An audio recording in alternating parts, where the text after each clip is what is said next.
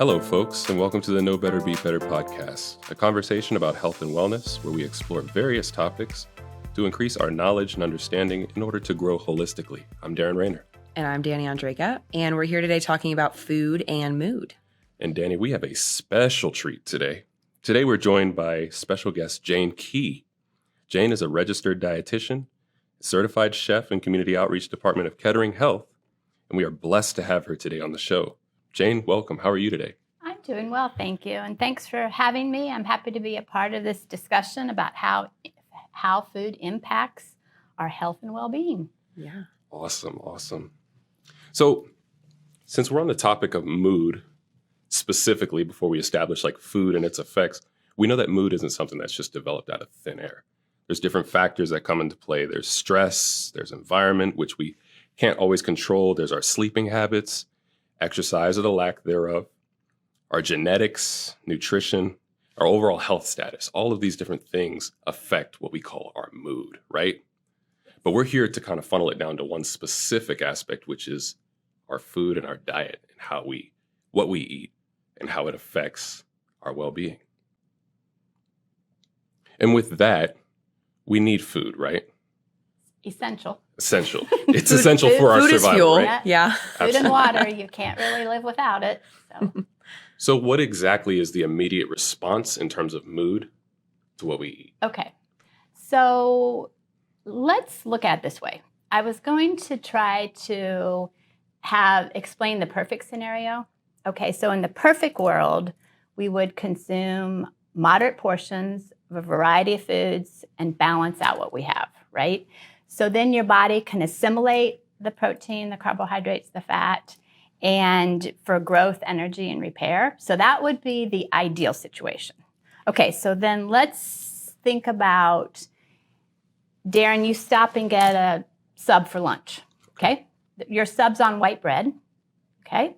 You have chips with it, have a couple cookies, and have a soda, okay?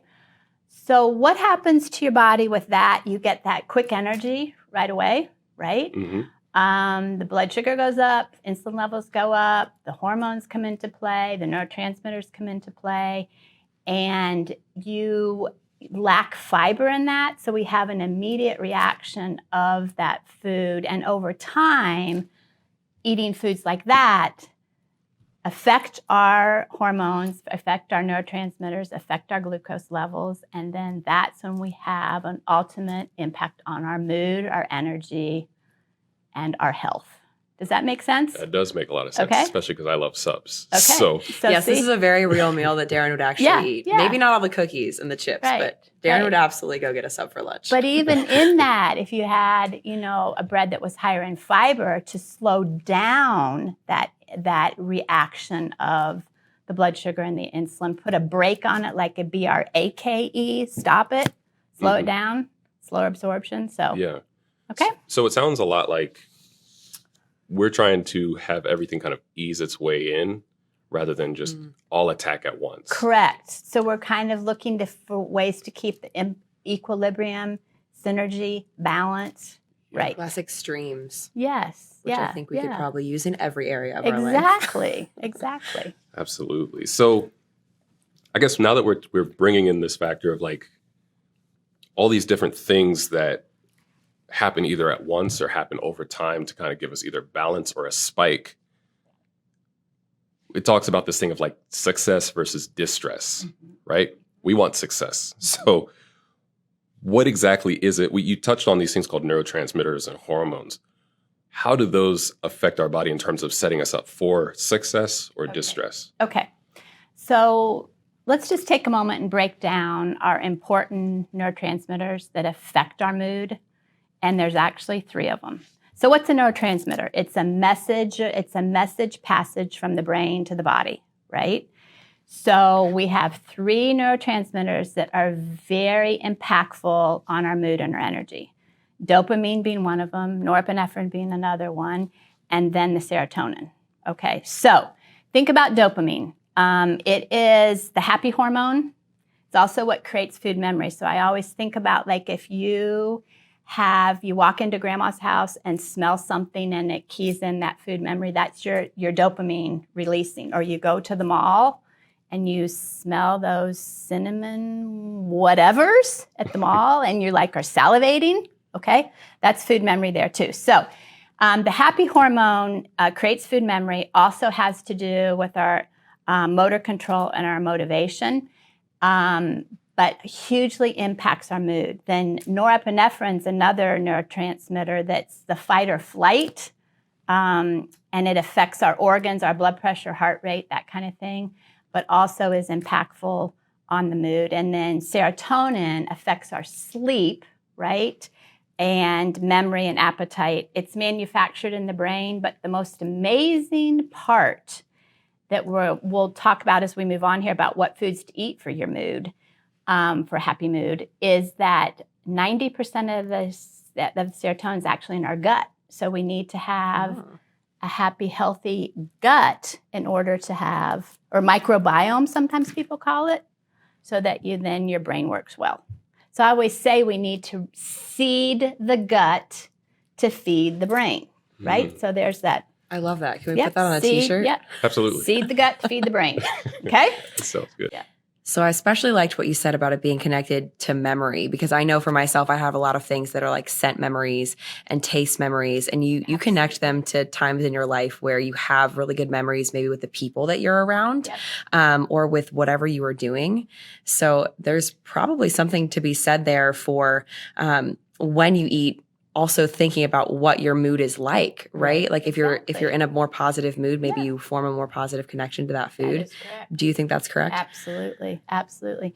And the other part of that is the reward center. So like the dopamine response is to light up that part of your brain that is the reward center. It lures, food's designed, and we'll talk about this in a little while, designed to lure you in, captivate you. Yeah. And then that's when the brain is just a happy camper.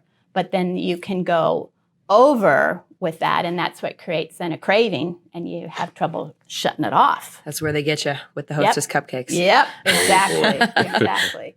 So, and then just to talk a little bit about how the hormones tie into this. So think about hormones are released into your blood and then go to different parts of your body to affect different physiological processes, okay? So we have, when we're talking about hormones in the belly, we have ghrelin, which increases hunger, and then leptin, which helps to control the hunger, helps to shut things off. So people that are struggling with appetite and satiety, sometimes that ghrelin and leptin are not quite in check, the hormones, all right? And then insulin's a hormone we've all heard of. Our pancreas secretes insulin. So in the ideal world, you eat something, the blood sugar goes up, insulin's secreted, and then that gets the energy into your cell. But somebody that has a continued intake, like I described, of the lunch, the white bread with the chips and the cookies and the soda, so that's a huge refined carbohydrate load, like big time. So over time, then your body your insulin doesn't work as well to get the blood sugar into the cells. So then you have things like you've heard about hyperinsulinemia or insulin resistance. That's what creates, weight issues, that kind of thing. So, and then cortisol is another one that is a stress hormone and is secreted by the adrenal glands, and when we get stressed. So we have the blood sugar piece, we have the neurotransmitter piece, we have the hormone piece that all come together to stress us or to have us in more equilibrium.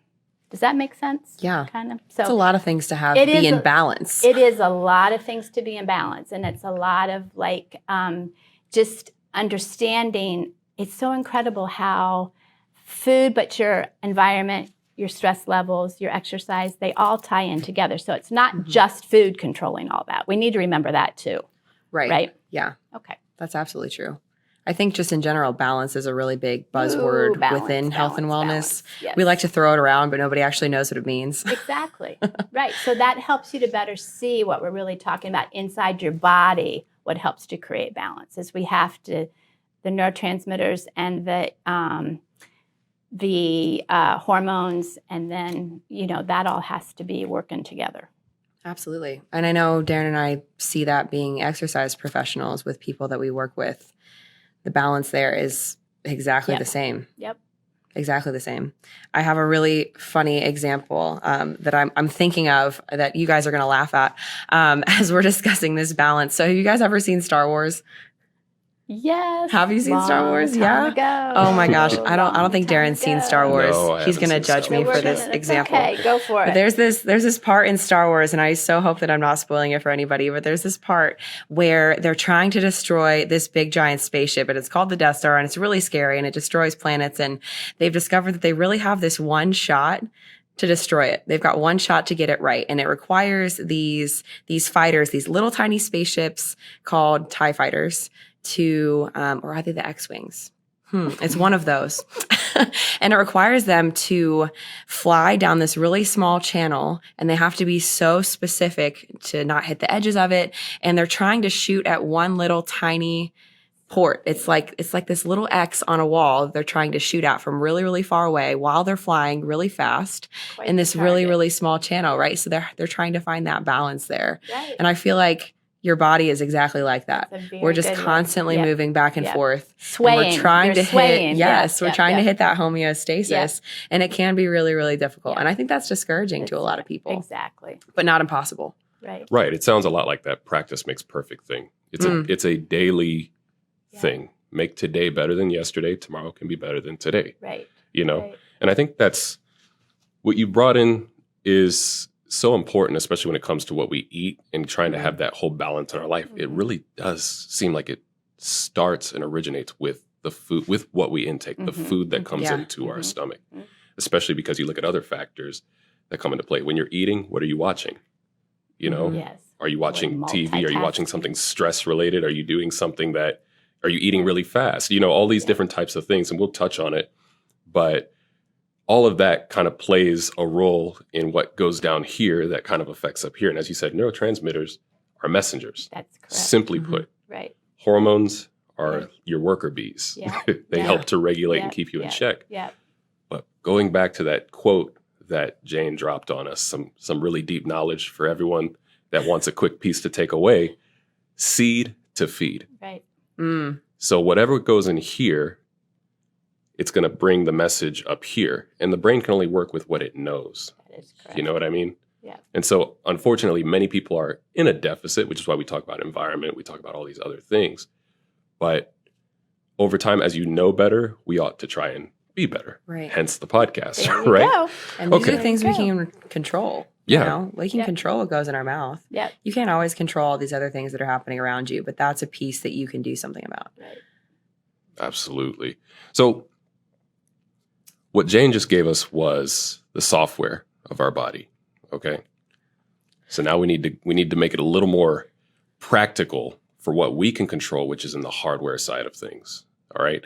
Unlike many bits of machinery, like you can't operate one without the other, but they're still like exclusive, you know? It's like a car, for instance. The software of a car can kind of act funny, but the car itself in the hardware sense, you put gas in it, it can still work, but your radio may not turn on, right? In this sense, if our radio doesn't turn on, our car doesn't turn on, and vice versa. If our car doesn't turn on, our radio doesn't work. So how do we make this practical in terms of fueling the hardware, which is our body? Okay. So just to elaborate a bit on the car, think about this scenario. Okay. That you drive a car that's meant to have unleaded gas put in it. Okay. You go to the gas. This has happened. Put diesel fuel in it instead. Okay. Oh, What no. happens? It'll go for a while, spit, spat, sputter, and then literally die out, right? And then you have to have your fuel line replaced. Yep. Okay, so think about that transposing to your body. If your body's given the right raw materials, right, which would be food and water, then you're going to get positive results. Okay, but if the body's fueled with less healthy foods, eventually your mood and health are going to suffer. Okay, so raw materials are key. Raw materials for your body is healthy food. Yeah. Right, balanced food, lovely presented food, however you want to describe it. But we got to get the right things in there for it to work. Okay. So not a lovely presented hamburger from McDonald's, right? Maybe not. We're going to Maybe talk not. about that too in here shortly. Okay. All right. So what evidence can one use to establish that they are potentially spiraling into distress? Because this is kind of something that we really want to touch on specifically. We talk about the success side of things, but many people are either spiraling or in distress. Right. What can we establish? Right. And the to spiral is understand that? very true, because a spiral means you're slowly going down or you're slowly going up, right? Whichever way your spiral's going. Okay. And I am truly convinced that a lot of people never let themselves practice healthy habits day in and day out, so they really can sense how much better they can feel, renewed energy, better strength, but whatever. So think about this. How do you really feel? Like, do you feel sluggish, tired, zapped of energy? Maybe in the afternoon, I'm suggesting, it's not you two, but that you eat lunch and then you sit down at your desk, and the next thing you know is you're veering off to sleep, right? So maybe you hit a wall during the afternoon. The processed carbohydrates, what's a processed carbohydrate? Here's the easiest way I can explain that. I pick an apple from a tree that has one ingredient, right? I might dry that apple to make apple chips. I haven't added anything to it. So that would be dried. So in a sense, it's processed a little bit, minimally processed.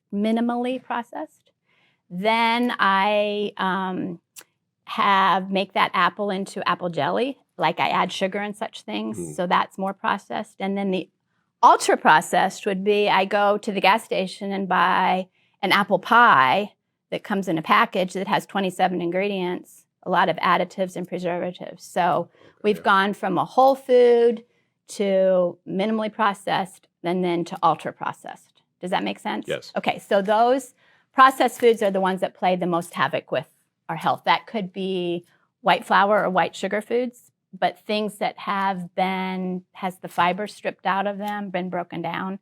So starches, think about sugary beverages. That could be soda. That could be sports drinks. It could be sweet tea, right? Fast foods, high-fat foods, and then we have convenience foods. Energy drinks tie in there too. Excessive caffeine, excessive alcohol. All of those things can lead to issues with our mood. But the biggest thing about all those is that's what I was saying has the powerful lure in our brain to draw us in, creates the food memory. It sure as heck tastes good for the moment, but then with time, it can affect our mood and our health. So I don't want to use this word in a way that minimizes, but how people have traumatic experiences and then they kind of move in a way that is formed around their traumas. Yes. Okay. The foods that we eat, they stress our body out so much. It's like a trauma, if you know what I mean, where we kind of move according to what we've now put in our body, where, just as you said, it's a lure. It stimulates and things of that sort. It's a trigger. Yep. For some people, it's a trigger. You know what I mean? So where in other people's traumatic events, a trigger may cause one to act irrationally. And that's kind of what we're seeing from these processed sugary drinks, foods, excessive caffeine, alcohol. You don't see a lot of sound judgment, sound movement as an effect off of that. Yeah, You know what I mean? exactly. So it's almost like you're traumatized by your eating.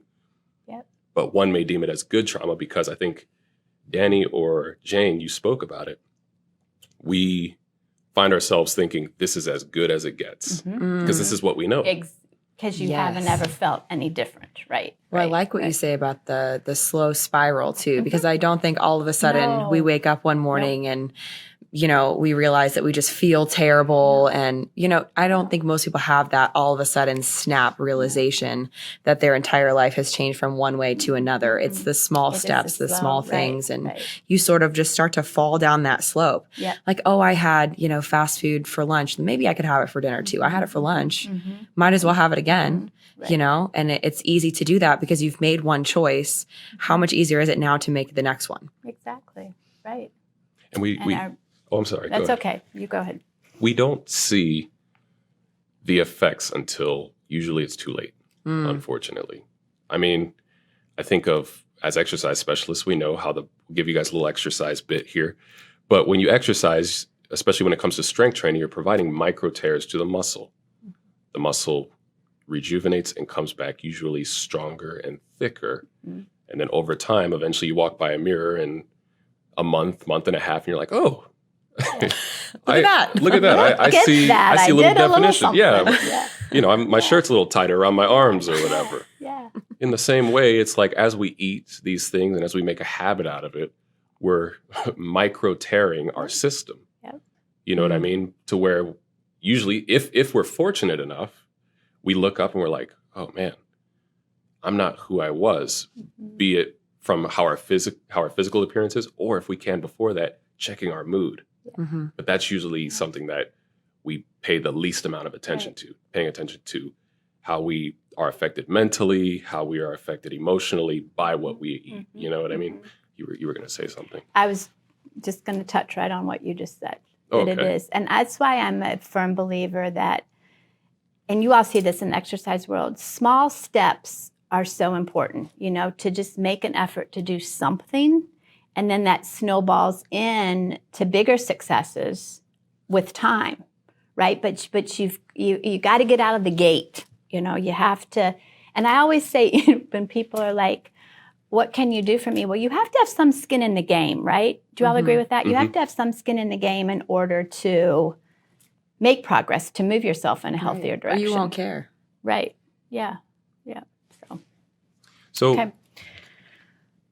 Dani, we know that, we talked about it before, and I think we're excited to bring this point to Jane, is we're in a deficit in society, in a sense. Absolutely. Look at what you watch on TV, what pops up on the internet, YouTube, social media, the radio, all of the things that Jane pretty much mentioned as like, these are things to avoid or have in very light moderation.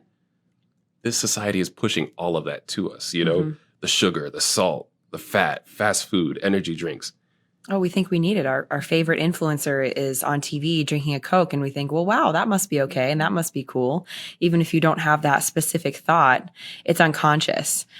You're constantly taking in that form of stimulation from something, even if you're not deciding to acknowledge it. You're still taking it in, whatever is in front of you. So that's kind of another reason we need to be really, really aware of what's happening around us. And it's done with intention too. That's the pretty much kind of unnerving thing, is like, it's not just accidental. It's not even an accident. It's something that's like, this is what they want. This is what we give them. Or this is what we want you to want, and you're going to want it after we're finished with you type thing. It's all marketing at the end of the day. Exactly. And then it's formulation of the foods to get you to come back for more and more and more. Right. The food companies really don't have our health in mind. They have the bottom line of making money in mind. So that's where we get a lot of the processed, or ultra processed foods. They're highly palatable, right, for people. They're consistent. Think about that. You can go to a McDonald's anywhere and the product is consistent, right? Wow, it's convenient. So palatable, convenient. It's everywhere. It's cheap. But food scientists, that is why companies hire food scientists in the ultra-processed food world, is to get to people's neurotransmitters, get the hormones going, So it's that, as I say, it's that lure that pulls you in. So they know the formula. Yep, they know the formula, and it's about money, and it's not really about health. We look at commercials, right? And you see they always talk about like those cut scenes. You know, when you watch a 30-second commercial, there's like, I'm exaggerating, but like 100 cut scenes that happen in those 30 seconds because it's hypnotic. Well, in the same way, they know that if we keep adding the sugar, if we keep adding the salt, if we provide that fat, it's intoxicating to the system, and you're going to come back. Not you might, no, you'll be back. Right. And they bank on that, like you said. Yeah, so not to scare anyone, but it's real. It is. And it's the mouthfeel, it enhances the flavor. And that ties into the cravings. You know, there's a big discussion on cravings versus addiction with all that. That really doesn't matter. All we know is that it pulls us in to come back for more. Wow. Well, I think when you think about someone in a lab somewhere designing the cheeseburger that you're going to eat, that's a little freaky. Like, it's not just the really perfectly placed McDonald's commercial where they have the bun that they've made perfectly shiny and all of that, and it looks so appetizing to us. There's someone behind that somewhere in a lab mixing things together and figuring out, okay, what is going to make Jane really want this cheeseburger? What is going to make Daron really want that sub? You know, what is going to make him come back and order another one? They want you back for more. That's wild. And more. and more and more. And they really cater, and you think about it, they're one step ahead. They cater to the next generation. They're always catering to the next and the next and the next. And then by the time you get to your health problems, they're like, well, you're not our audience anymore. Yeah. So you look, as a kid growing up, you see Taco Bell, McDonald's, Burger King. You see all of the greatest commercials you've ever seen in your lifetime when it comes to food. Right. And that's who they want to get. Right. Them, high school students, college students, young adults. That is so true. That is so true. I don't know if you guys remember, we always are trying to recreate food and try to make it better. We think we're just going to make it taste better, make it, I don't know what the world's trying to do. But do you guys remember those grapples that used to be at like grocery stores, and they would, pump different kinds of flavors into fruits to make them taste like a totally different fruit? Like, why not just buy a grape? Or why not just buy a regular apple? Right. Like, what is the sense in trying to make it something totally different? Cotton candy grapes. Yeah. Yes. It's a gimmick. Yeah. It's a gimmick. And that absolutely was targeting children. Moms who are in the produce section who are just trying to buy vegetables for their kids. Yep. And your child is like, what's that in that shiny package? Oh my gosh, I want an apple that tastes like a grape. Yep. Mom, you need to buy that. I remember that. They do. Yeah. They do. For a big price, too. Yeah. So. Yeah. One thing I was just going to interject here is a little bit of trivia, like when the food world really changed a lot. Do you all know? Oh, gosh. You all are young, so you probably don't. Well, I know. I remember. The fast food world. I remember, even just in the grocery stores, my dad talking about when he was a kid that everything was marked very plainly when you used to go to the store.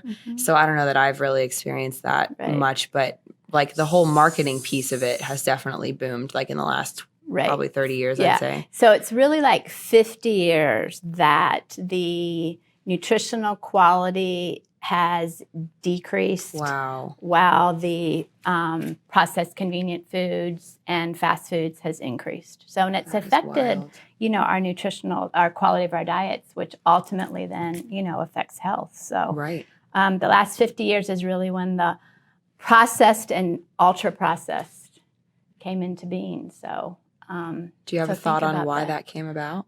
Post-World War II. Okay. Right? Was the thought is we really didn't have many, I won't even tell you what the first fast food restaurant is. But anyway, post-World War II is when a lot of the fast food restaurants came to be, because people had more dispensable income, cars going, coming. It was like, and then with that, time. Think about that. It's like I call it the Leave It to Beaver days or June Cleaver. People don't have all day long to spend in their kitchen, right? So then the food companies got a hold of that to produce things that could be more rapidly prepared. And then the ultra-processed world came about to really lure in people, the dopamine response, the food memories, the reward center, really, really exciting the brains with all this. So created a whole new industry, a whole new precisely. So we've lost what the basic elements of real whole foods, what that can do, and it's not that difficult, right? But it is very hard now to counterbalance what's happened because the ultra-processed food world is such a big moneymaker. But to counterbalance that with trying to get people back to the basics. Absolutely. So- Well, we move so fast now. I mean, you Correct. talk about commercials moving so Correct. quickly and having so many touches, so many cuts. Jobs are like that. Kids now, I mean, Yeah. the amount of even sports games and sports practice they have in a season is unreal to me. Like, we didn't used to do that when even I was a child. Exactly. So we are just so ultra focused at moving and getting somewhere all the time. But where are we really going is what I say. Oh my we're gosh. just going. We to could have what? an entirely different podcast. To what? We really could. But I mean, who do you know in your life who goes home every single day after work and makes their dinner fresh every night? Like, do you know people like that in your life? No, that's why the crock pot, you have a problem since you forgot to plug Exactly. the crock pot I'm in not going to have this morning. dinner because I didn't turn on my crock pot today. Yeah, no, it's real. I just think back to myself growing up. I played sports, and you wake up at an early hour. You're already late, so you're on the move. Get not even the best breakfast. Get something quick and processed, a Right, type of what's there? cereal or something What's like available? that. Get to school sluggishly through the day. Yep. You're not always sharp, but then now you got to go perform. You got to go to practice. You got to go to game or something like that. By the time the game's over, sun's all the way down, and you got homework, and you're just like, all right, I gotta get back. So what's there? Oh, there's this restaurant or there's this spot and stuff like that. And you bank on, especially like as young athletes, you bank on metabolism. You say, oh, this is what I can eat. I can eat all this all day, every day, and nothing will change about me or about myself. And I'll say, as a 26-year-old going on 27, that catches up to you slowly but surely, where it's like, oh, wow, if I do one thing, I can feel the difference versus I can just do this over and over again 10 years ago, And so that when you brought that up, that made me kind of go back down memory lane about how fast in society we are and how we've really become that microwave generation, essentially. We want everything done quick, fast, effective, and we take the important things we say, well, we reason it out of the picture. That's really what it is. We decide to reason it out. Absolutely. So, absolutely, yes. But we've talked about all this doom and gloom. All There's right. hope. We've discussed that, if what we eat is taking us in a hard nosedive down, but there is a solution. That's the I best hope this part. is not where you stop listening because this is there's where it gets more. This is where it gets good. So what exactly can we do? Like, how do we safely navigate? How do we get safe, ethically produced food? How do we do that? Okay. So a few suggestions with that is focusing on the produce standpoint, produce, fruits and veggies, things that grow in the ground, okay? So I don't know if you all have ever been a part of a CSA, community-supported agriculture, where you actually buy a share of a farm for their growing season. Oh, wow. And it might start in probably May and will go to November. And then whatever the farm produces, then you get a box of goods weekly. So it's called a CSA, Community Supported Agriculture. In the greater Dayton area, there is numerous farms that are CSAs. There's about 20 of them around here, but just thinking downtown, there's one, Mission of Mary, that is a CSA, and then Patchwork and Mile Creek are out to the east, and then we've got things in Yellow Springs. But CSAs are awesome because the produce is very ethically grown, following certain standards. They may even be organic. And so that's a one way to think about. Also, farm stands. I always say farmers markets are great so that we can try to get more of that locally seasonal produce in. So for optimal nutritional value, the cost is less than if things have traveled all the way across the United States or even from South America. So you're supporting your community. and too, you're supporting your community, correct. And the farmers love to tell you how they grow things. They're very proud, right? So that's kind of a neat thing too. So that would be an idea with produce, farm stands, or farmers markets. And then as far as protein foods go, we're really trying to focus for things to be the safest ethically produced grass-fed meat Wild game is excellent. So if you're a hunter or raise things, raise animals, that's great. Grass-fed organic meat, wild game. We're trying to avoid the big factory farms, right? The big places where animals are not so well cared for. Oftentimes the employees aren't so well cared for either. Or, even making a step. A step, as we said, is better than nothing.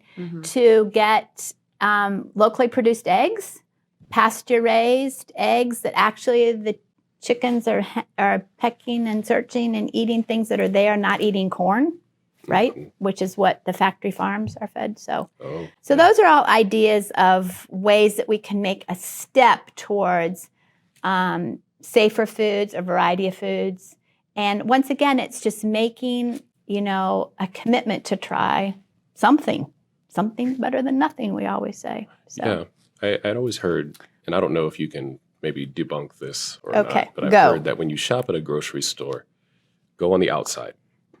Okay. That's where your best or your healthiest options Okay. are. If you go aisle by aisle, you're looking at more processed, more in the middle. boxed type of things. I've heard that too. The only thing I would debunk from that Okay. is think about your beans, peas, lentils, which are a great plant-based protein. They're in the aisles, as are some of your grains, like your brown rice, farro, oatmeal. So for the most part, I agree with that. But we do have some things up and down the aisles that are whole foods that are very, very important for a balanced diet. Just not like the maple sugar packaged instant oatmeal. Maybe not. Maybe not. We stick with, old-fashioned oats, steel-cut oats, not the envelopes, I say. Because that's the ultra-processed, right? Yes, yep. So what about your sleep? We've talked about mood. So how does what you eat affect your sleep or your sleep quality? So if we are consuming foods that are high fat, highly seasoned, a lot of caffeine, a lot of alcohol, those kind of things, that can affect your sleep patterns, okay? And some people more so than others. I will tell you that I have had people say that coffee doesn't affect them at all, like they can drink coffee all day and all night and it doesn't affect them. And I think that's where you really have to come into touch with yourself. I'm not saying that can't be possible, but for most people, that much caffeine, all day and into the evening might be a problem. We want to keep in mind that excessive snacking, I always say to my private clients, not much good happens in the snacking world after about 8 o'clock at night. Because think about that. Are you going to eat a salad or cut up veggies at night? No, what do we really want at night? What do we really want? The comfort foods, right? The more processed, refined carbohydrate foods is generally what draws us in at night. So thinking about your snacking, how much of the fat, salt, sugar, the junkier foods you have. I like that time frame you put on it. So 8 o'clock's kind of, Right. For most people. Now, and the magical hour that the media has set that you should, if you're going to have a healthy lifestyle, you should stop eating at 6. Well, that doesn't apply to everybody because it depends how your day goes, right? But I always encourage people to have at least 3 hours since they've eaten until they go to bed. Okay. Does that make sense? Yeah. Like just kind of a ballpark there. But anyway, think about this. If you become sleep deprived, which sleep is one of the biggest challenges for overall wellness too, right? What's ideal sleep? They'll tell you 8 hours. Okay, 7 to 8, right? Sometimes more. That also really is dependent on the person. And it depends on who you are. Yeah. Correct? Okay, but supposing you become sleep deprived, which that decreases your serotonin levels, okay, which in turn then makes us want to have more of the processed carbs. Okay, so sleep deprivation, there's that neurotransmitter again. And then it also activates the ghrelin, which I said is the gut hormone that makes you hungry, right? So if you get sleep deprived, you have increased serotonin, so then you're going to want carbs. Then the ghrelin gets increased. Cortisol is a stress hormone. That it gets increased too, so then we want more of the carbs. So sleep is, if one thing people do, and I think you all agree with this, to eat right, move more, and sleep better are 3 just great parameters, great pillars, right, for your overall health. And I think we'd all like to do that. I don't think there's any person in this world who No, says, you know but what, I it's wouldn't like to sleep how- more. But it's carving it out, right? Yeah. Yeah. Making the time. Yep. And then also, I just want to, with the sleep, we also have, I mentioned about the caffeine, but also alcohol can tie into that. Heavy meals can tie into that as well. So high fat meals, then we don't rest as well either. So those are some thoughts on sleep.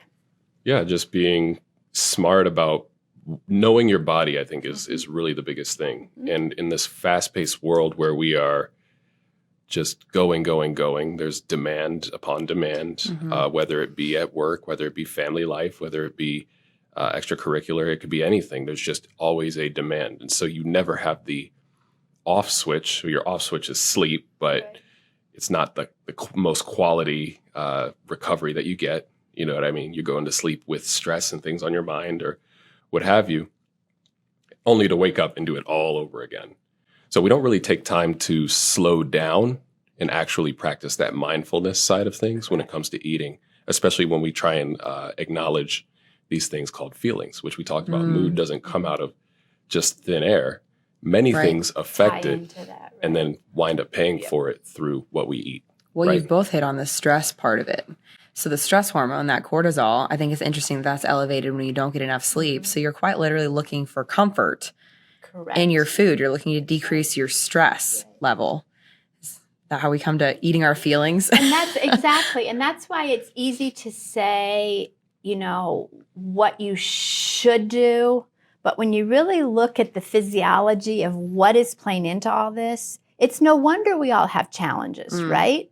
It's not just you saying, you know, I'm not going to have a candy bar today. It's like the brain chemistry, the hormones are all into that. And then, you know, the stress, your environment, we have the constant stimulation.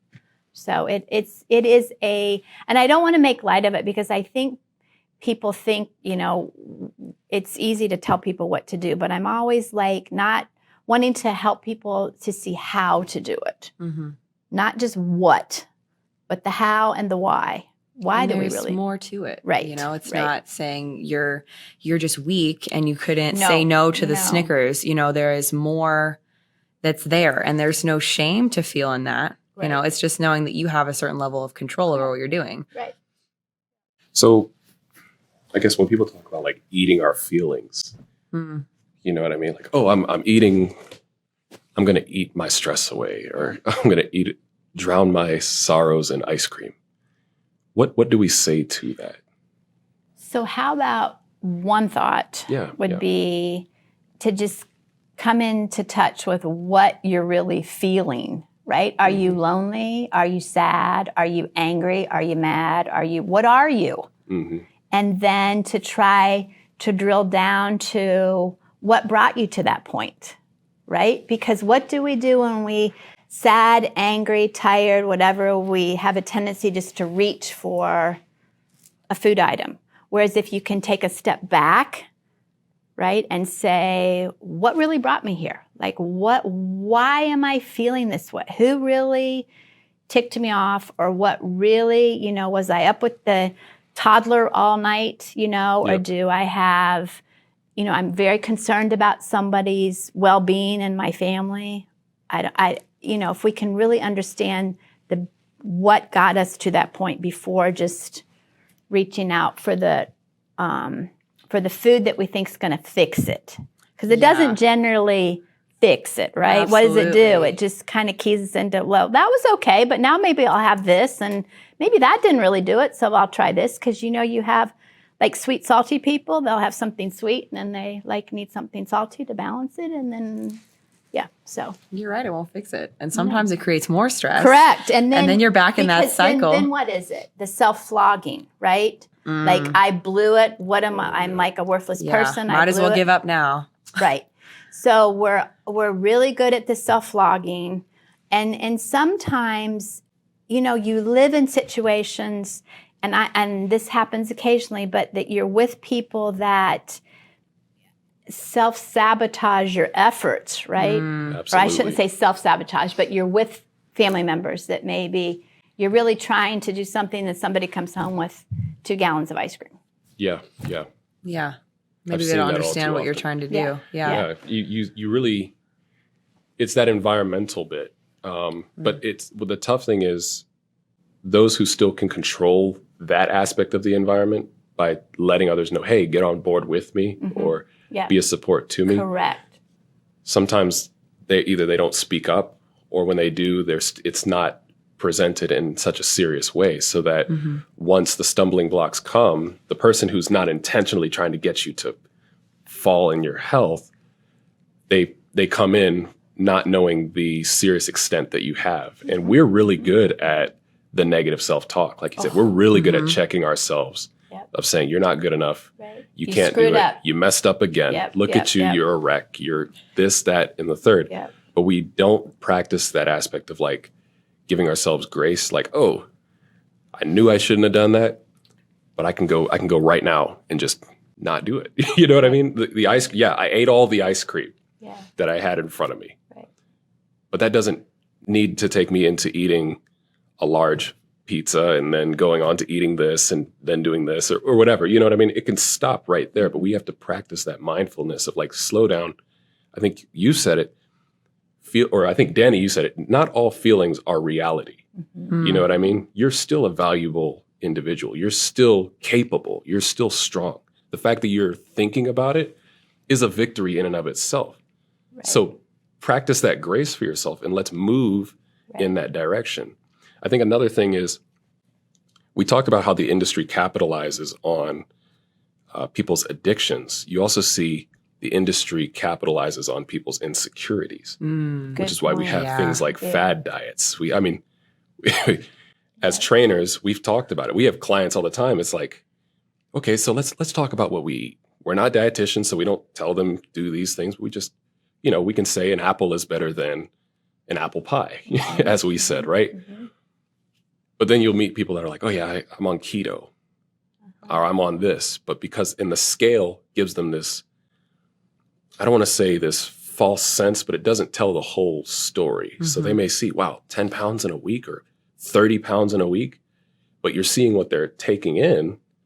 And it's like, is that really healthy? So what's your take on that, Jane? So I think a lot of people, if you ever notice this, people want to just identify with an eating pattern. I'm pescatarian, I'm vegetarian, I'm vegan, I'm paleo, I'm keto, whatever.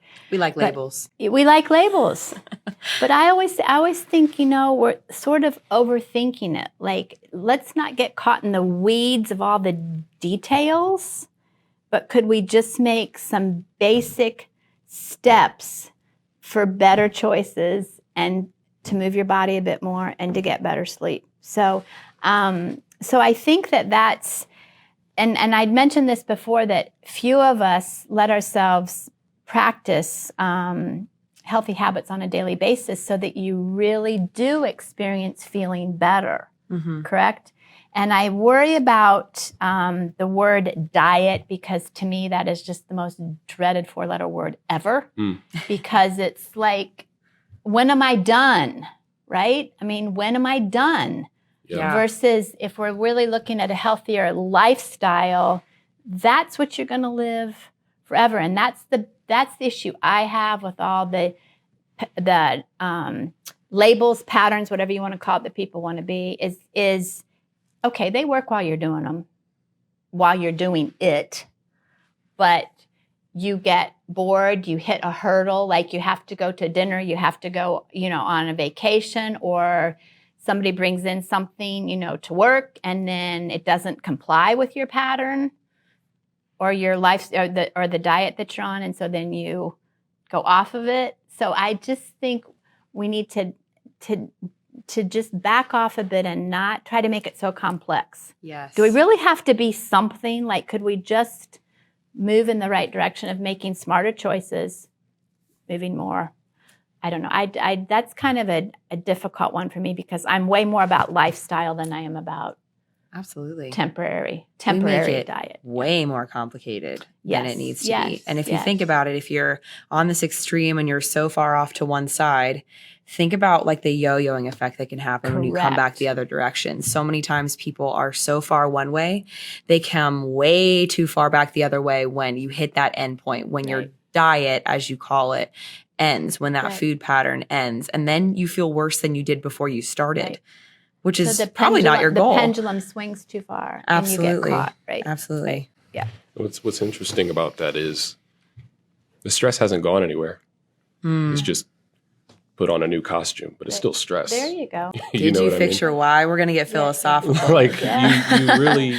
you were stressed out. You're in a high stress state. You're like, I want to change my look, my composition. I don't feel good about myself. And you move under that motivation. Remember we talked about this before in the past, like Yeah. the negative reward system or that thing that kind of says like, you're not good enough, push, you're not good enough, push. And you're Mhm. constantly looking to get to this number or to get to this thing. And obviously the industry brings in models and brings people in that that's not how you're going to look. Right. You're not going to chisel up or be like this or look like that. And you're constantly chasing that. And then once you come to realistic things, you have to go to birthday parties. You have to Life go to happens. events. Yeah. Life happens. Life happens. And now your stress is through the roof because you're like, oh, I don't know if I can eat Right. this. I don't know if I can touch that. Or if I should go even. Or if I should go. Yeah. So Yeah. it's stress just creeping its ugly head back in, Correct. saying like, hey, we just letting you know, we haven't gone anywhere. Yeah. Yeah. We'll hang still out over got here, ya. but we're still here. Yeah. We And we're still still in got ya. charge, which Yeah. is why you say that yo-yo effect happens. Mhm. And it's Right. like you come back and you wind up double. you wind up putting it all back on, especially if we're talking about weight loss specifically. Mhm. You started off at 200 pounds, you dropped down to 160, but now you're up at 240 because of that whole yo-yo effect. Why? Because the stress and the mood that you had this whole time is just put on a new costume. Mhm. You just made it more attractive, but it Mhm. hasn't gone Mhm. from you, you know? Right. Well, and the industry also tells us that weight loss is the best marker for health. Yeah. But if you're living a healthy lifestyle and you do feel good, you should probably stay around the same weight. We're never going to be in a constant state of losing weight. If you are, you're not okay. And I just really want to give you a hug. Like, that's not all right. So it's just not something your body was ever meant to maintain. So you should find some sort of stability where you're able to stay at a constant weight or to feel good. So when we flip what we're focused on, if we focus on taking in the good things, focusing on having a good mood, focusing on moving and forming those good habits, there's no need for the rest of it. And maybe, that physical aspect does come along with all of that, but it wasn't your main focus, and that's why you're successful. I think Very good. I've always heard this. I've heard this quote, and it's become a lot more apparent to me myself today because I've struggled with like comparisons, not necessarily like who's better than me or I'm better than someone else, but just like, oh, I want to be like, or I want to look like, or whatever, especially in the fitness world. When you first get into weightlifting, Oh, yes. you're looking at Instagram people that you follow or things of that sort. And a lot of times when it comes to the diet, they're like, this is what I eat. So you're thinking, oh, if I do this, then I'll be. But the biggest thing that really comes down to it is nobody can do you better than you. No one can be you better Right. than you. Dani, no one can be a better Dani. No one can be a better Jane. No one can be a better Daron. And so once we understand, like, I'm here to chase my best version of myself in health by what I eat, by being in moderation, by being active, we'd be shocked to see how far we go. Actually, when we look at other people, we limit ourselves completely. Yes. Right. We severely limit ourselves when we could go so far beyond that. And it's not to say we become better than, we just become so much different to where maybe we become someone's goal or someone's motivation. That's a better way of putting it. Yeah, Not someone's goal, absolutely. but someone's And motivation. I think even more than limiting for some people, it just shuts them down too. Like it Yes. just makes them feel like there's no way they're ever going to have any success. So You so can't why even play try- that comparison game. No. You can't. I mean, you don't even know what that other person is going through. Nope. You don't know if they're healthy. Nope. You don't know what their mood is like. Maybe they're not eating enough. Maybe they don't feel good about themselves and you're trying to chase exactly what they're doing because it looks nice on the internet. And that's just so silly. You have no idea. Everybody's got stuff. They do. Yeah. Deal with your stuff. Deal with it. That's the biggest thing, is just understanding that there is a profit on both sides. You know, we talked about it, the profit of knowing we know what you want, or we'll tell you what you want. And then also, hey, you're insecure about yourself. Let me help you with that, rather than Oof. being simple. And I think that's, if we really walk away with anything, here's another little gem that Jane gave us. I'm sorry. Another gem that Jane gave us that we can walk away with is, it's a lot easier than we're making it out to be. Yes. You know what I mean? Like, Don't get caught in the weeds. don't get caught in the weeds. Yep. Exactly. Yep. Yeah. Yep. So what are ways that we can improve our mood, concentration, energy, performance, feeling better, sleep? What are like practical ways if we were to Practical list them? A takeaway. Yeah. Takeaways. Yes. Okay. So let's talk about some foods that can help to stabilize the neurotransmitters, get the blood sugar under control, help have happy hormones. Whole grains are key. I think we've talked enough about the white sugar, white starches, but anything whole grain, that means that it has the outer bran, the germ, and the endosperm. That's what makes it whole. Okay? Omega-3s, if that is probably one of the most important foods for brain health and mood. So omega-3s are what your dark flesh, cold water fish, tuna, salmon, mackerel, trout, sardines. Also, if you're not a fishy person, nuts and seeds, chia seed, flax seed, hemp seeds, sunflower. And we're trying to keep those, and nuts work as well, but trying to keep the nuts dry roasted or raw. I say not fancy festival nuts, you know, not like the cinnamon nuts. Lean animal proteins work. So think about lean would be things that aren't marbled, right? That they're leaner cuts. Plant proteins, we're focusing way more on plant foods, plant proteins. So beans, peas, lentils, tofu, edamame, your nut butters. Okay, those are key.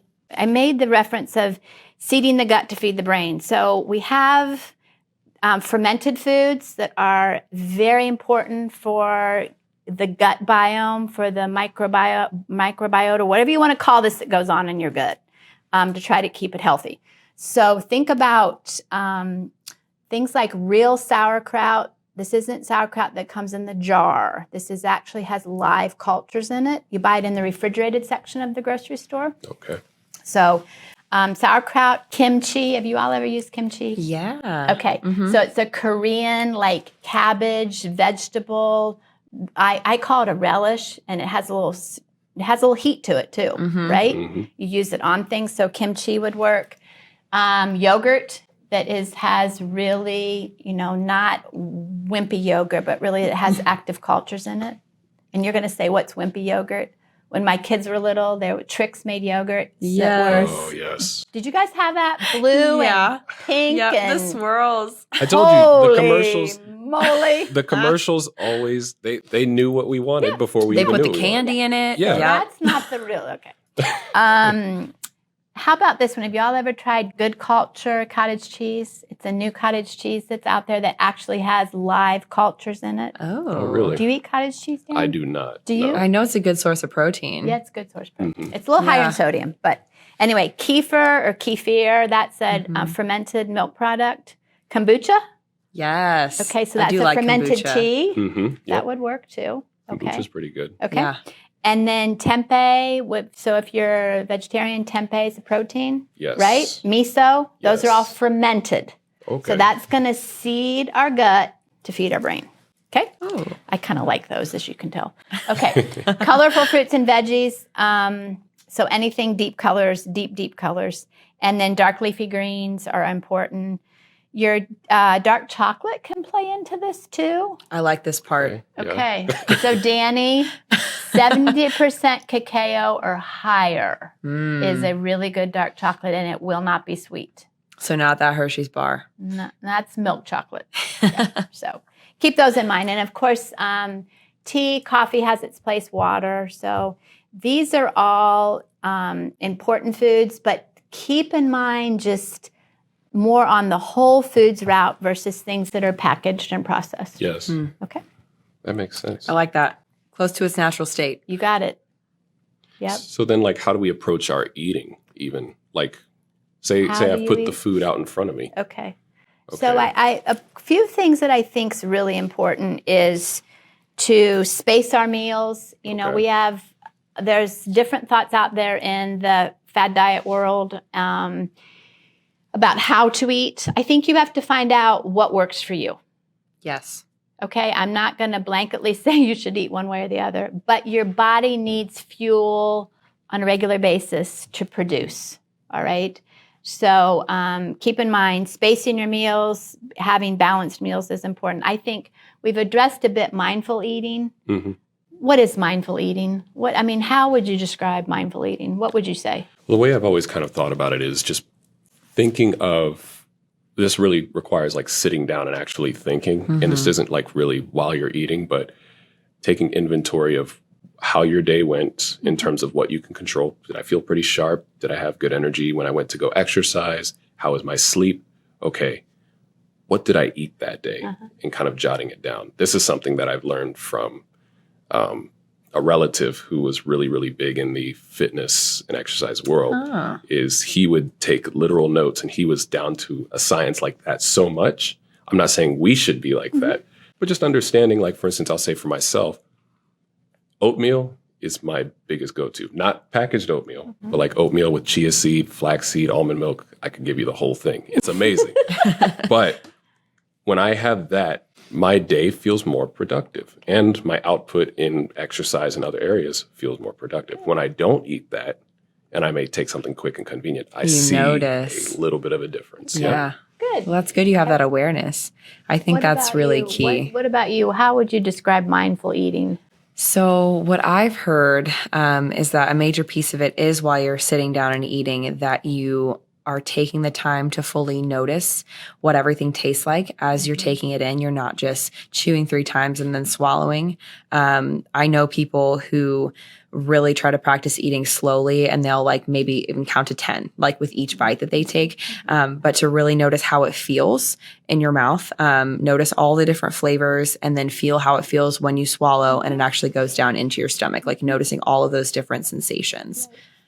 So a little bit different than eating while you're checking emails or on the phone or going through the mail. So you're being intentional is really what you're in the moment, right? Being present. Yeah, being present, right? So that's all important. And that helps you to practice portion control. I think if one thing where a lot of us have lost the concept of what a portion is, like how much pasta should I eat? How much, so I think portion control is key there too. We're very great at underestimating what we've eaten. That's just human nature. Underestimation is key, right?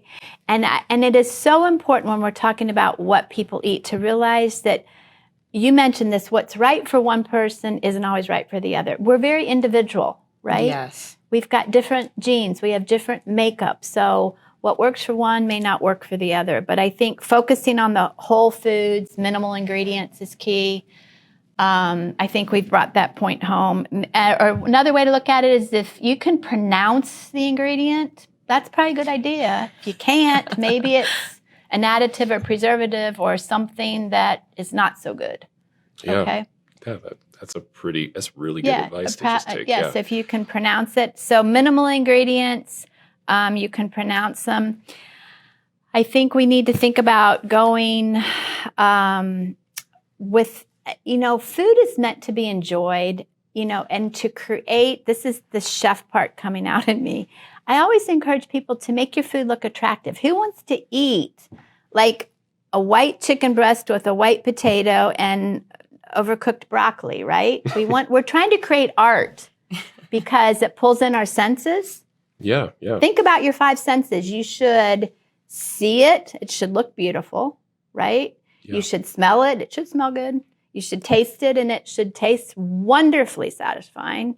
You can touch it. The textures are important. And then people are like, okay, so how do you hear your food? How do you hear your food? Think about that. You chew harder consistencies, you hear it. So the 5 senses are key. Oh, I love that. It's Right? creating that food memory. It is yes, but a positive food memory. Yes, Yeah. right. So use your senses.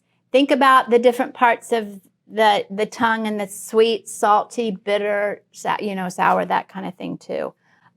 So food is meant to be beautiful in order for you to feel enticed to eat it. Correct? Yeah. Now, somebody's going to say to me, well, I think, that my fast food meal looks pretty good. So and that's fine, but could we move to a more colorful, balanced, where plant proteins are a big part of the plate? Mm-hmm. Okay? So it's all making a step, right? And I always say to folks, if your day consists of one piece of fruit and someone's telling you to eat 5 to 9 fruits and vegetables, you're like, seriously? Right. But let's just get to 2 and change the color, okay? And then let's get to a 3rd eventually so we create variety there. Taking balance. Steps. Yep. Yeah. Just taking steps. I really like how you brought up boring doesn't have to, healthy doesn't have to equal boring. Absolutely does not. And it should not. It shouldn't. Right. Who said you had to eat chicken breast and rice for the rest of your life? That's right. That's when, funny you all bring this up because you all know I've been a dietitian for forever and a day. But I went back to culinary school for that mere reason of, okay, healthy food can taste good. It can appeal to your senses. And I studied for a while food as medicine in Puglia, Italy, which is old world Italy, where they live to be centenarians. So you've heard about the blue zones, right? Mm-hmm. Yes. Okay. So the food there is all from the land and the sea, right? Simple preparation, not elaborate recipes, but variety. And basically you're eating with the seasons there, right? You eat what is available. And so it's just beautiful how that can tie in the sense of community there, connection. So that's all a part of the eating process. It's really not nice, just sitting in front of the TV with your boring plate or your box of pizza, right? And going for it. We want to step out of our comfort zone. It is a step, and I understand it's a step. So, and we like to look at, I think you highlighted, it should taste good too. Why would I eat something that I don't like? Or we talked about this in motivation with exercise. Why would I do something that I hate? Yep. You're not going to want to do it again. Yeah, repeating it is not necessarily going to just I suddenly like this. Sometimes it works, but not all the time. But there's alternatives than having to just go with hard table salt or just refined sugar, right? Absolutely. So what are ways that we can flavor up healthfully? Flavor. So do either of you have an herb garden? I have a few herb herbs. Pot? Some of them are no longer with us, but okay. So I'm a huge encouraging people, even if you don't have a green thumb. Herbs can be grown. You can buy herbs, right? But that is a great way, in just a pot, you can plant, some dill, some cilantro, some basil. You can plant oregano, whatever you like. And then you can just add that to your food in the end of the cooking process, right? And adds flavor, helps you to reduce the salt. Citrus is another great way to add flavor. Lemons and limes. Flavored vinegars are a great way. There are beautiful salts out there that have some more minerals in them, like your sea salts, your Himalayan salts that you would just use less of. Really, in the culinary world, it's really interesting. Salt's meant to heighten the flavor. It's not meant to cover things up. But in the ultra-processed food world, where we're talking about the food being produced to lure people in, it's super high in salt. Yeah. And then your taste buds get geared to that, right? And then that's what you keep coming back for more, right? Yeah. So, and it is difficult as somebody that eats a very processed convenience food intake to make these steps, but your taste buds do transform if you let them, right? Yeah. But if you keep loading them with the sugar, salt, fat, well, they're just going to stay tantalized that way. But if we can sort of break it down, think about this. Canned soups, right, are super salty, and back years ago they used to be used in a lot of casseroles, right, for things. Yeah.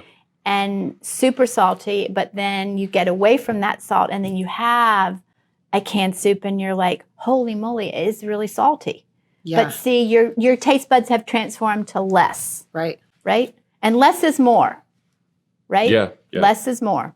So less sugar, less salt, less Even fat. in bread, like the amount of sugar that's in normal bread, Correct. even if you buy like what they would call a healthier version of Correct. bread in You the need to- stores, yeah. there's still quite a bit of sugar. And I, in college, stopped buying bread for a while. Not really because I was trying to be off bread, but I wasn't going to the grocery store quite as much in school, and I didn't want it to go bad. I didn't want to waste it, so I just kind of quit buying it. And I remember going back to the store and feeling like, oh, I haven't had that in a while. Maybe I'll buy a loaf. And the first sandwich that I made, it tasted so sweet. Did it? So you could tell. It was awful. I was like, what is in this Yeah. bread? And Yeah. it was, not even what I would call a terrible brand. Right. With the packaging made it look like it should be healthy. And it just, you really, really notice that difference when you haven't had it. It's So amazing you're- how adaptable your So, body is. Yeah. So the taste buds did change there. Yeah, they and definitely when you had did. it, it's like, whoa. And I still don't eat a lot of bread. Yeah. Like to this day, I think it Yeah. like freaked me out. Yeah. Not into it. Yeah, no, So. that's really good. One thing that we haven't addressed yet that is so crucial is what we're drinking. We talked about sugary drinks. We talked about alcohol and coffee, but there's one thing. You're looking at me very intensely, and One I'm uncomfortable. Oh, Dani. What is the thing that we take What is in? the thing essential to life? The essential thing. You can't go without it. What is it? You can't go 3 days without it. It's water. Water. So I feel like you're accusing me of something. no, absolutely not. No. Let's think about this. What does water do for us specifically? I know we can have a whole segment on water, Everything. but Yes. a Cliff Notes quick version. How does water affect mood? Okay, and all of so these let's types of just things. start by saying water affects every cell in your body. Everything. Okay. It is Yeah. cellular. Yep. Every cell, every physiological process. Mm-hmm. So it is essential for everything. And then how does it affect? Definitely, I always tell people if they are crabby, you really need to check your hydration status too, not just what you've eaten, because that ties into mood, concentration, brain activity, GI, the whole 9 yards. So it's so very important that, Yeah. we have to stay well hydrated to be happy, to stay happy. It's amazing how much could be solved if people just drank enough water Right, exactly. every day. Yeah. Mhm. That alone, how much that could Yep, solve. Yep. Obviously, diet and stuff, it's still important. But just how when you talk to people, have you had enough water to Right. drink? And they're like, yeah, I had this bottle. And they're Right. pulling up a plastic water bottle. Mhm. But you know that they've had a big old thing of coffee. They've had a Diet Coke for lunch. And then they had maybe a smoothie or something for dinner. You know what I mean? But it's like Yeah. you had this water in comparison to this mountain of Yep. stuff, So and it is that's so important, another yeah. component that I really feel like some people don't ever let themselves become hydrated well enough to really understand how much better they can feel. Oh, So yeah. once again, that Oh, yes. snowball effect of that, really trying, being intentional Mhm. to get the water in, and then how much better that you overall can feel, and your whole body. Mm-hmm. It's That's quite literally my favorite quote. I work it into every conversation I possibly can. Most people have zero idea how good their body was designed to feel Mm. until you feel that way and you're like, wow, my life could be like this. exactly. And that kind of brings us to our next point here of movement. And I think we know, Dani, especially as exercise professionals, how much movement really affects our physiology and also our psychology, our mood. It helps bring up those feel-good hormones when we exercise, gets the blood flowing and all of that type of stuff. But it also seems like they work hand in hand, what you eat and your physical activity. Yes. Usually sedentary, it's easier to eat things that are not favorable. When you're physically active, it's interesting. I don't know if you can explain this a little bit, Jane, but like how your body seems to crave healthier options when you are taking care of your body from a physically active standpoint. Right. So go back to when you said your oatmeal. If you start your day there, you're off to the races in a much more positive format for the whole day. Right. Right? So that's key there. Is it goes back to the fuel. Are you fueling your body properly? Are you hydrating your body properly? And then with the movement process, it's like a beautiful wheel together. You know, they all play off of each other. But and then you have a day that you don't feel so hot, right? And then you're like doing a check on, did I really move? Did I hydrate? And how did I eat? Right? So that's creating, you know, a better inner being for you, that you are just more in touch with yourself. Mm-hmm. So that's really good. I don't know if you... Absolutely. Yeah. Yeah, no, and that's the thing is, we many times don't even take that. We don't take time to take inventory of that. Absolutely. You know, we really need to sit down and just like sit back. Yep. Be thankful for the small victories. I got up today. Yep. I ate something healthy that I enjoy. Yep. I went and I exercised. I slept well. Let's do it again tomorrow. Yep. You know what I mean? What is the positive self-talk is really what that Yes. versus Exactly. the negativity, right? And that We kind of talked about it go ahead. earlier. How every time we make a bad choice, we are really, really good at negatively talking to ourselves and saying, "Oh, you messed up. You did a really bad job." But what if we really flipped that, and every time we made one good choice, even if it was really small, you praised yourself for that? You know, not with a lack of humility or anything, you know, not that you're trying to say you're all that, but wow, I did such a good job in choosing that apple today instead of the French fries. Like, that's phenomenal. Good job. Physically pat yourself on the back if you need to. Do a little victory dance, whatever it is that brings you joy, and then move on. Move on to the next thing. Absolutely. And that kind of comes down to a support system. You know, it does start with you. People don't make you eat that thing or drink that. It does start with you and your choice, but it does help to solidify your conviction in what you're eating. And it helps to firm up your foundation when you surround yourself with like-minded people. I think a beautiful thing is social media, for instance.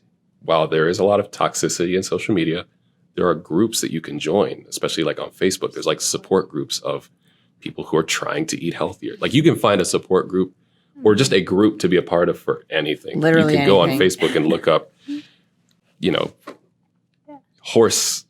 people that love horses or something. And you'll find a whole group of people that literally all they do is talk about their pet horse or, you know, whatever their thing is.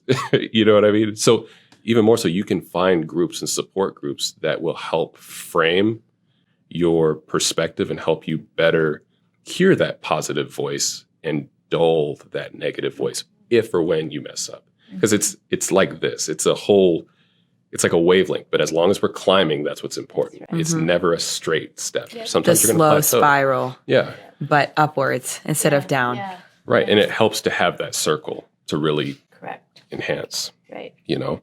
We're meant to live in connection with people, Yes. not a solo show. Yes, absolutely. If you can't laugh or you can't have people that just push you through, then especially in these days with like the pandemic and where people have been like severely disconnected from other people, more than ever, we need these types of connections, you know, and be able to connect on a healthy level too. You know, that helps to, rather than just giving a kind word of like, hey, I care about you and stuff like that, checking in, but saying like, hey, I want to be a part of your healthy journey, or hey, let's make healthy choices together. Correct. You know, and it doesn't take a whole lot. Yep. You know what I mean? It Yeah. literally just takes making a decision and saying, let's do this together. Let's walk in this And watch together. your mood change. Yes. Watch your mood. That's the biggest thing. Yeah. Look for the joy. So I guess the last point here is talking to our physicians. Do they know everything? Nobody knows everything. Nobody knows everything. Come on now. So then, like, how do we get sound advice from our physician? What are like good questions maybe to ask? So I always think it's a good idea to go in with your list of questions to start out with, because a lot of times you get in front of the doctor and everything goes out of your mind, right? Do you agree with that? Absolutely. Okay. So formulate your questions before. Don't be shy to ask them.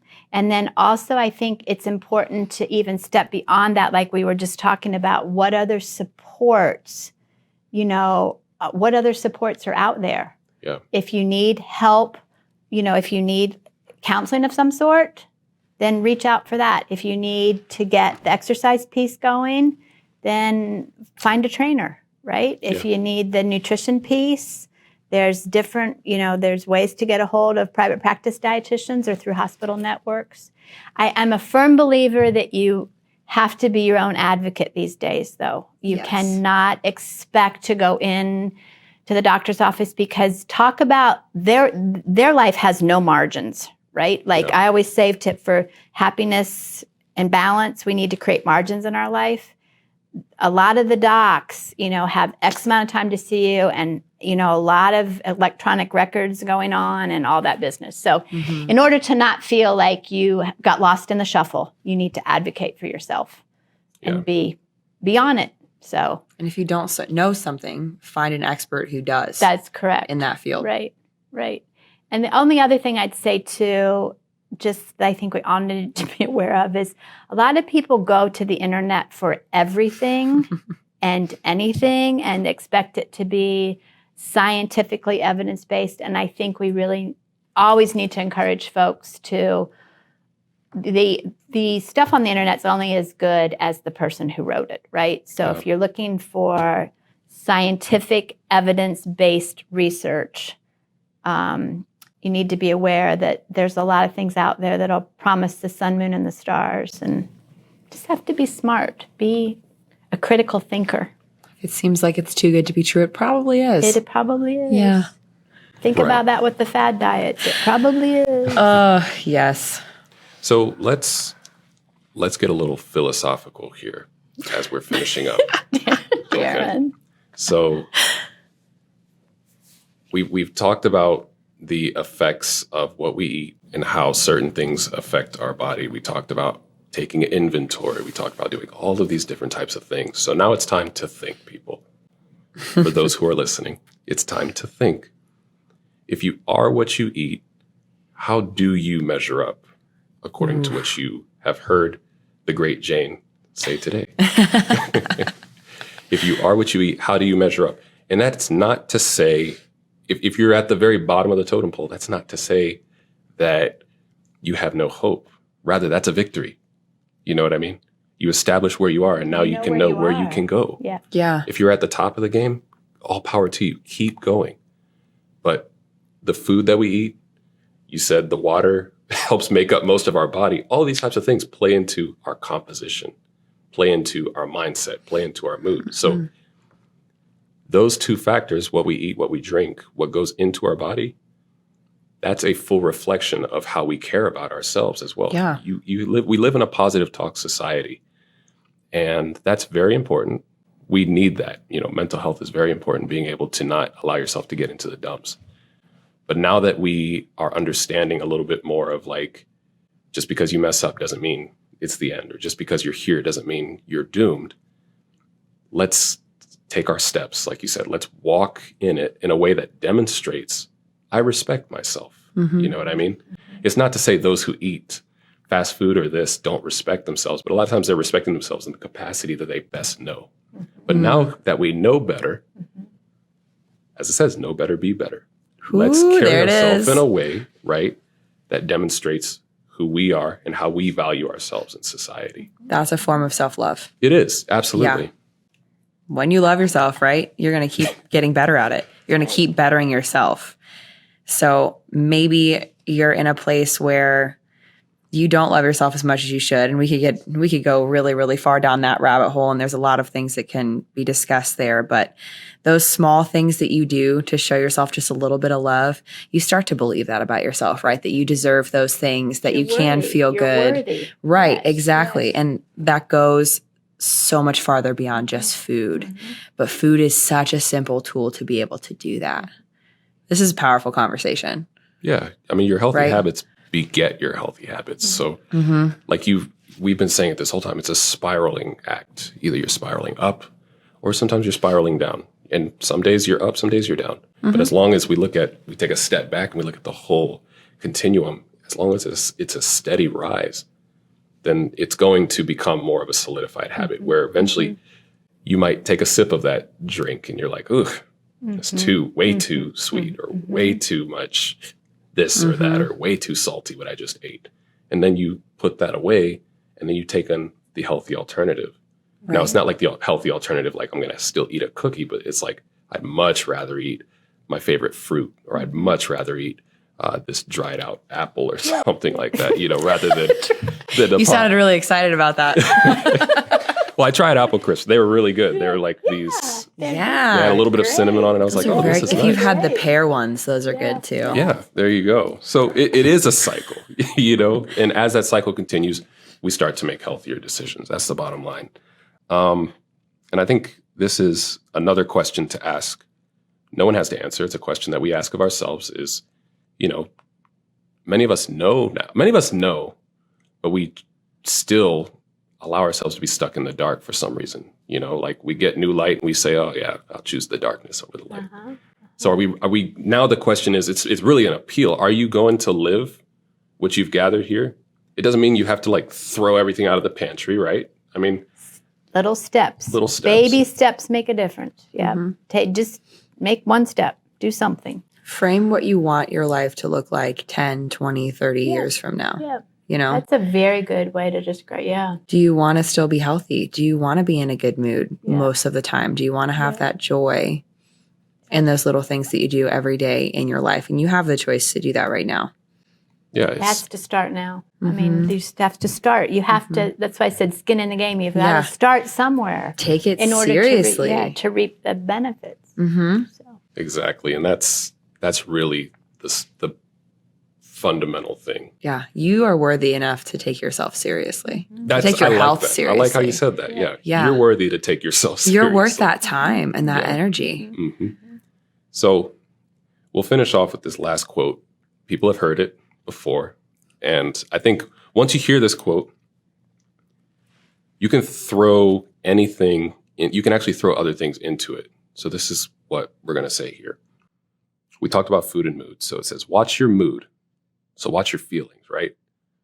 It becomes your food, the things that you eat. So how you feel will attract you to various things, or sometimes the other way around. Sometimes how you eat will formulate your mood.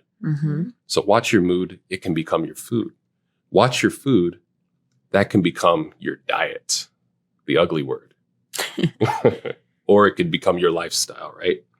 As it says next, watch your diet. That will formulate your lifestyle. And then watch your lifestyle. It can become your destiny. Many times we operate in a way where we are very oblivious and we don't practice that mindfulness of where we are, being present, what are we doing, and all these types of things. Once we become present is usually when a physician says, hey, you need to do this or else. You know what I mean? And a lot of times, fortunately, we always have a chance, but a lot of times it's a much harder uphill climb. Right. You have a chance now, for those who are listening, to make that choice of, am I going to sit here and actually be mindful and watch what I'm doing, watch how I'm feeling, so that I can change the trajectory of family history, change the trajectory that I'm on, and then live a healthier lifestyle. And then it becomes a testament to other people where people are like, hey, not only do you look different, you're just different. You know what I mean? You seem more upbeat. You seem a lot more energy, a lot more healthful. And then people take that, they take note of it. You may never know it, but people take note of that bit and they say, hey, I'm going to go back and I'm going to try and make healthier choices because for some reason they have something that I want to be a part of. You know what I mean? Any closing thoughts, people? We can't follow that one. That's powerful stuff. You just took us to church. Excellent. Well, guys, we have to quit today. I really enjoyed this. Special thank you to Jane Key. Yes. The world's greatest dietitian, if you all didn't know. The great Jane. Thank you for joining us today. For it's visiting. My pleasure to be here with both of you. And we hope to see you again very soon. Thank you. All right. And with that, thank you for listening to the Know Better, Be Better podcast. I'm your host, Daron Raynor. And I'm your other host, Dani Ondreka. And it's been truly a pleasure today. Go out and be great. Be well.